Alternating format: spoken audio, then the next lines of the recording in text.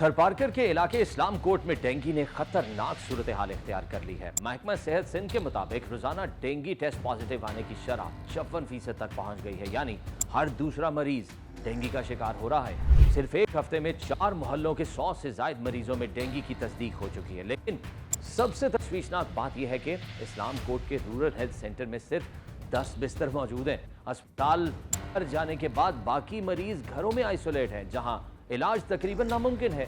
मरीजों और उनके अहले खाना की शिकायत यह है कि अस्पताल दाखिला नहीं दे रहा, जबकि घरों में सहूलतें नहीं हैं। डीएचओ थरपारकर का कहना है बेड्स बढ़ाने के लिए मुतबादिल जगह तलाश की जा रही है और शहर में मच्छर मार स्प्रे और मच्छरदानियां तकसीम की जाएंगी।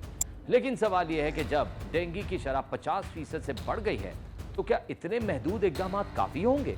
माहिरीन खबरदार कर रहे हैं कि अगर फौरी और बड़े पैमाने पर हिफाजती इकदाम न किए गए तो इस्लाम कोट ही नहीं, पूरा थर डेंगू की लपेट में आ सकता है।